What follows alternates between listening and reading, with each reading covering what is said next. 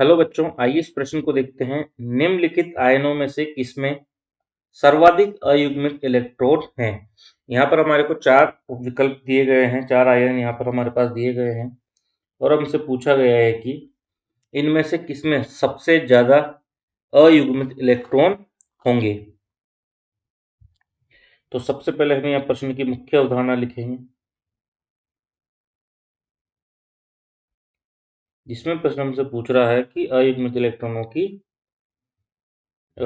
युग्मित इलेक्ट्रॉनों की संख्या।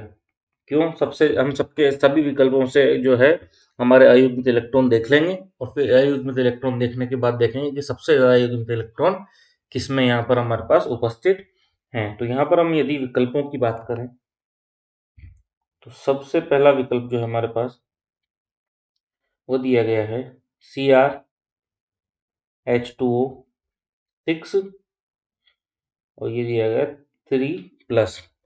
तो यहाँ पर अयुग्मित इलेक्ट्रॉन की संख्या देखने के लिए यहाँ पर जो हमारा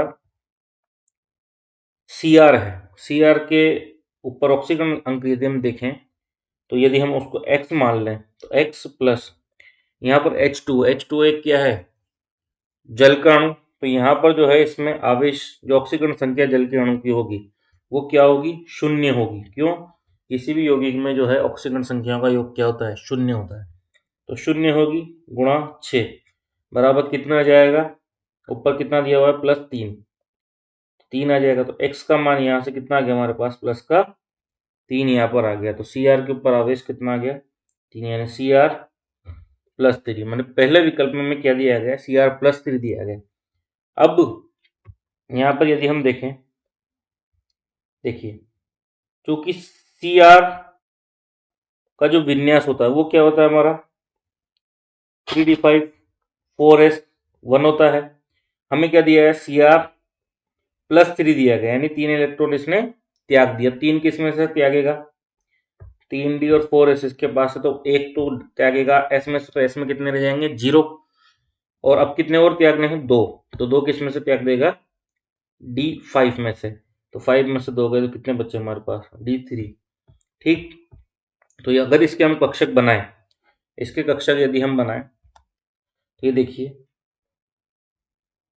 जो हमारा Cr3+ था उसका विन्यास हमारा क्या आया था? 3d 3 4s 0 आया था। तो d कक्षक देखिए कितने? 3। तो 1 2 3। तो यहाँ पर अयुग्मित इलेक्ट्रॉन कितने हैं? n का मान कितना आ रहा है? 3 यहाँ पर n का मान आ रहा है। s में तो कुछ है ही नहीं, इसलिए हम किसके लिखेंगे? सिर्फ d के लिखेंगे। तो d में हमारे पास n का मान कितना आ गया? 3। तो पहले विकल्प में जो है हमारा n का मान कितना आ रहा है? 3 आ रहा है। अब बात करें हम हमारे विकल्प 2 की।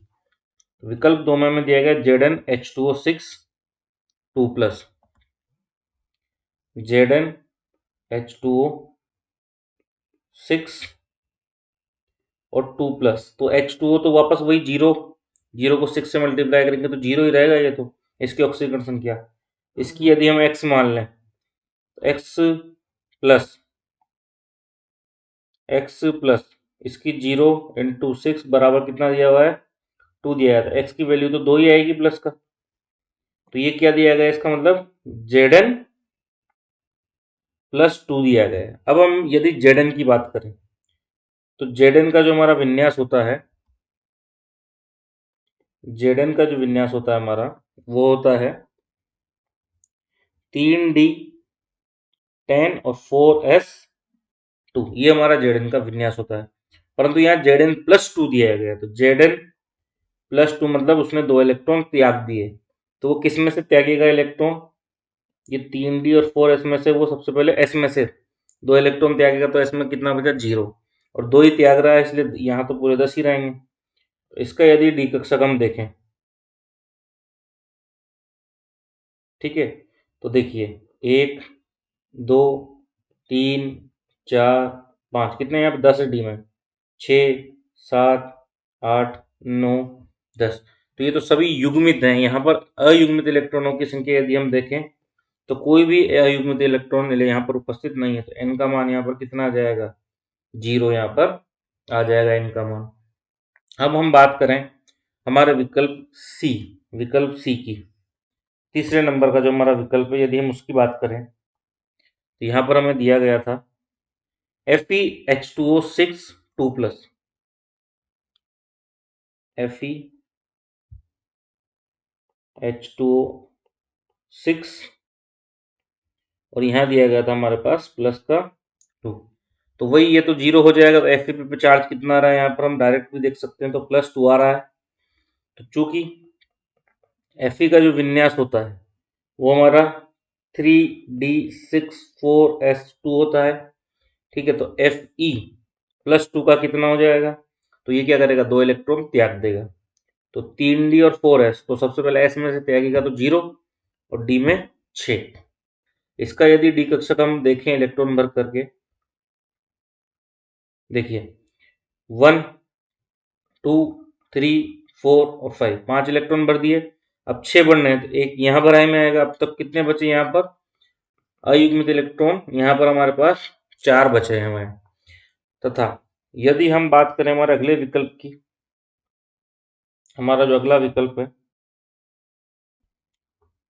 डी विकल्प, उसमें हमें दिया गया FeH2O6 और यहाँ पर 3+ दिया गया है। तो ये और ये सेम नहीं है, यहाँ पर दिया गया है सिर्फ FeH2O6 3+ के दिए गए। तो यहाँ पर क्या हो जाएगा, Fe 3+ हो जाएगा। तो यहाँ हम जानते हैं कि Fe का विन्यास कितना है, 3d6,4s2। तो Fe 3+ का कितना हो जाएगा, ये क्या कर देगा, 3 इलेक्ट्रॉनों को त्याग देगा। तो s में से सबसे पहले 2 इलेक्ट्रॉन जाएंगे, तो s में 0 बचे। तो यहाँ पर d में हमारे पास बच जाएंगे 5 इलेक्ट्रॉन, ठीक है। तो इसको d को यदि हम भरें तो 1 2 3 4 और 5 यहाँ पर भर देंगे।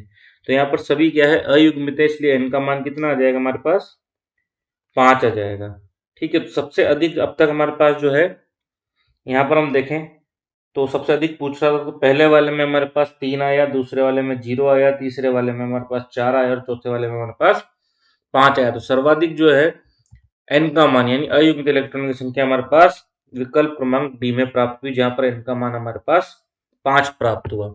आशा करता हूँ ये प्रश्न आपको अच्छे समझ आ गया होगा। धन्यवाद।